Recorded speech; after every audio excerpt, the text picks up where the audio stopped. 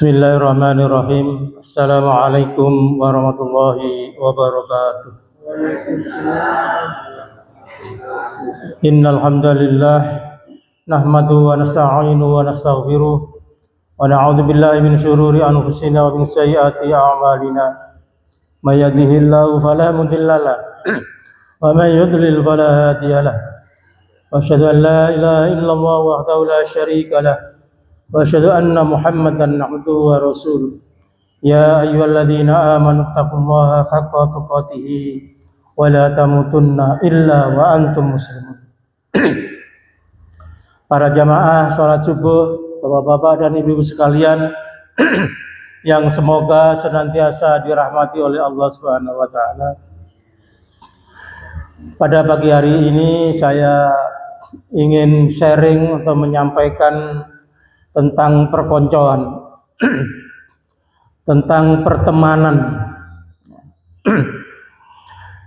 Teman itu penting para jamaah, sampai-sampai Allah itu memberitahukan kepada hamba-hambanya tentang akibatnya kalau salah memilih teman, dan kemudian Allah juga memberikan solusi bagaimana memilih teman atau bagaimana berteman itu. Para jamaah yang semoga senantiasa dirahmati oleh Allah Subhanahu wa taala. Perkoncoan, pertemanan itu kalau didasari dengan ketidakbaikan, didasari bukan dengan ketakwaan, akan menyebabkan bercerai-berainya kehidupan mereka. Mungkin dulu ketika kita masih muda, masih bekerja di kantor, itu kita memiliki teman. Saya juga memiliki teman. Teman di kantor ini, teman di PT ini, teman di supplier ini, begitu. Baik sekali. Tapi seandainya kemudian pertemanan itu didasari bukan dengan ketakwaan, maka itu akan membahayakan. Misalnya para jamaah, saya beli barang ini untuk kantor, dulu kan kertas macam-macam, atau beli mobil atau beli apa saja kan begitu. Karena suppliernya itu sudah kenal baik sama saya, teman saya tulislah kwitansinya, dinaikkan, ditambahi sekian juta begitu. Itu bentuk perkoncoan. Suruh markup. Zaman dulu, wah itu sudah biasa itu. Saya pernah nyerviskan sepeda motor saja, sepeda motor saja. Ada seorang datang pakai seragam, tidak saya sebutkan seragamnya, terus memperbaiki itu platnya plat merah. Nanti tulis ya, tolong ya, tulis di sekian ya.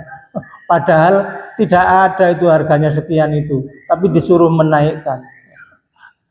Itu ya perkoncoan, ya karena sudah saling kenal, perkoncoan. Tapi tidak didasari dengan ketakwaan. Itu membahayakan para jemaah. Nah, itu yang bentuk-bentuk kecil.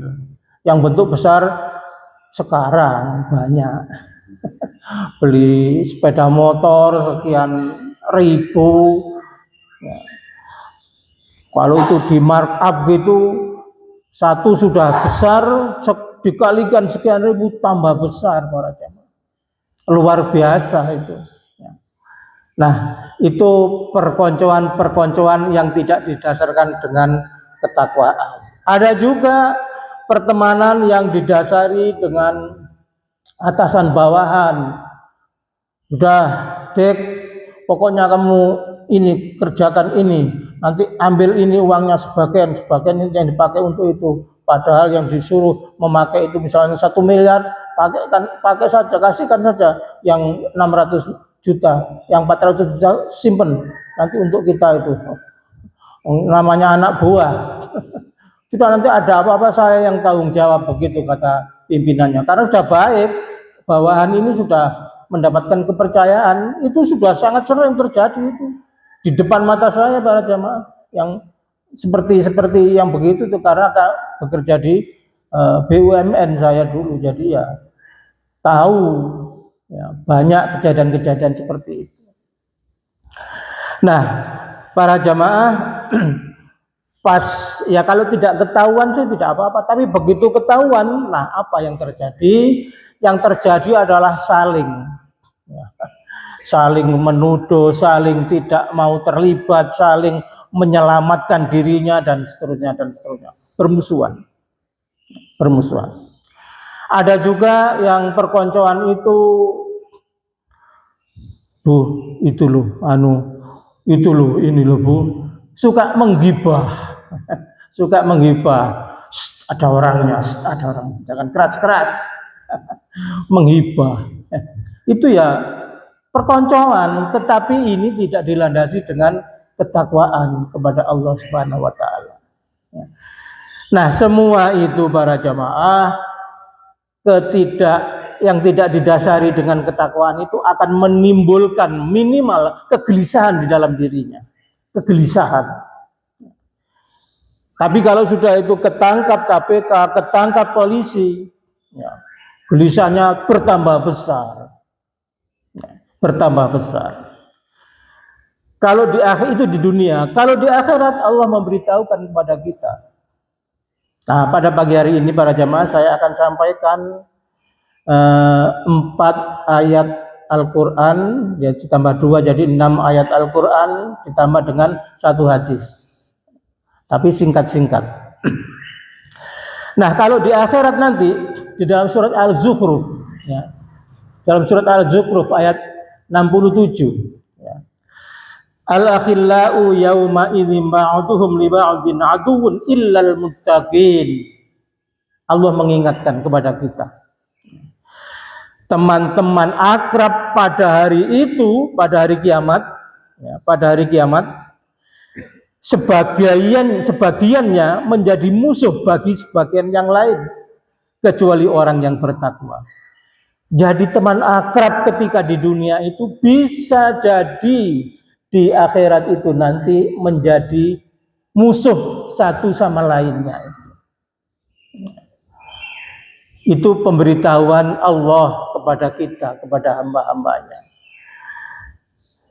Kemudian yang kedua para jamaah, pertemanan itu bisa mengakibatkan, bisa membuat, ya, sebagaimana yang disampaikan oleh Allah kepada kita, membuat menyesal. Ya, membuat menyesal. Itu diceritakan di dalam surat Al-Furqan ayatnya 27, 28 dan 29. Saya bacakan ayatnya. Wa yauma ya'addu dzalimu 'ala yadayhi yaqulu ya laitani takhadtu ma'ar rasuli sabila. Ayat 28, ya wailata laitani lam attakhidh fulanan khalila. Ayat 29, laqad adallani 'anil dzikri ba'da idz ja'ani wa kana asyaitanu lil insani khadzula. Itu penyesalan, ya, orang yang berteman akrab tetapi tidak didasari dengan ketakwaan kepada Allah Subhanahu wa taala. Artinya para jamaah, dan ingatlah ketika hari itu, hari kiamat maksudnya, orang zalim menggigit kedua tangannya, menggigit sekeras-kerasnya. Menggigit ini karena apa? Karena menyesal sekali. Orang zalim menggigit kedua tangannya, yakni sangat menyesal. Seraya berkata, aduhai, kiranya dulu aku mengambil jalan bersama dengan Rasul. Kecelakaan besarlah bagiku, kata dia. Kiranya aku dulu tidak menjadikan si fulan itu teman akrabku. Sesungguhnya dia telah menyesatkan aku dari Al-Quran ketika Al-Quran itu telah datang kepadaku, dan adalah setan itu tidak mau menolong manusia. Surat Al-Furqan ayat 27, 28 dan 29. Jadi para jamaah, berteman akrab dengan dilandasi bukan ketakwaan dan Allah itu akan bisa menyebabkan penyesalan. Penyesalan. Terus bagaimana mencari teman itu? Nanti akan saya sampaikan. Kemudian yang ketiga para jamaah, akibatnya teman yang tidak didasari dengan ketakwaan kepada Allah itu sebagaimana di dalam surat Ibrahim ayat 22. Tidak usah saya bacakan ayatnya, saya bacakan sebagian daripada artinya saja. Ya, Allah memberitahukan kepada kita bahwa setan itu di dalam surat Ibrahim, dia berkata begini, dia berkatanya, sekali-kali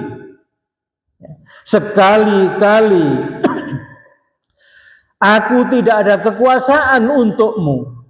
Aku ini hanya menyeru saja kepada engkau, tapi engkau mengikuti aku. Maka janganlah engkau mencerca diriku, tetapi cercalah dirimu sendiri.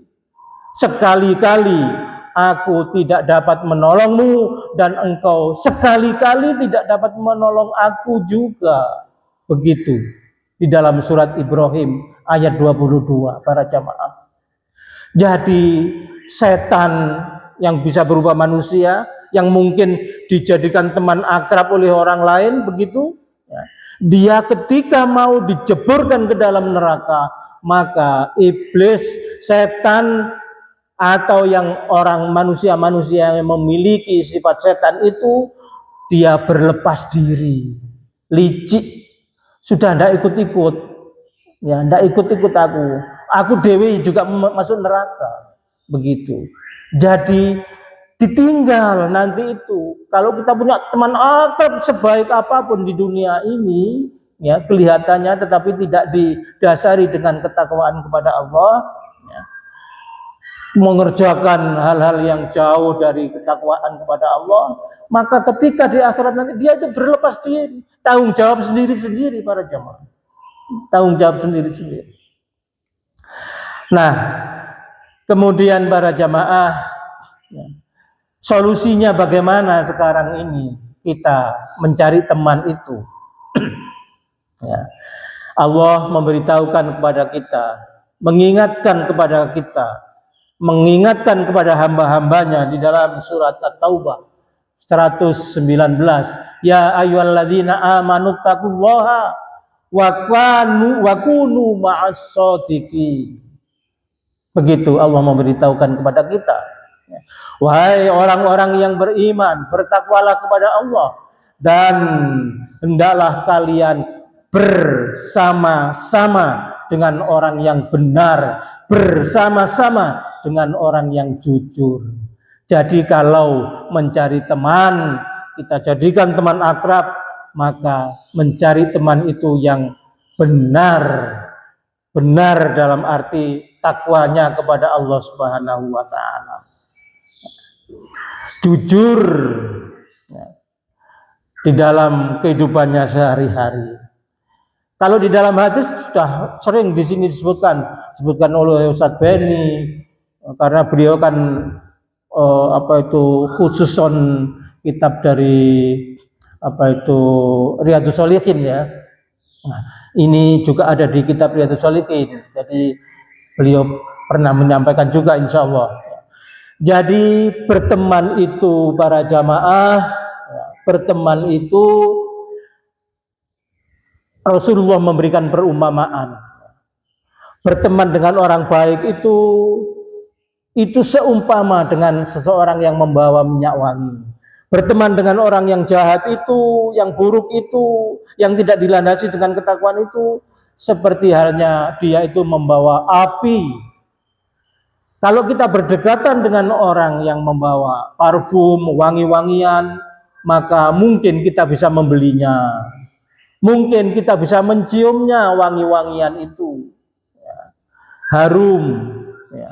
Mungkin kita diberi sak tutul begitu minyak wangi, seperti yang Pak Dr. Ben lakukan itu di depan pintu itu. Ketika saya masuk, jak salaman langsung ditutul-tutul gini, ya. Di Mekah juga banyak, di Madinah juga banyak orang yang berinfak parfum itu.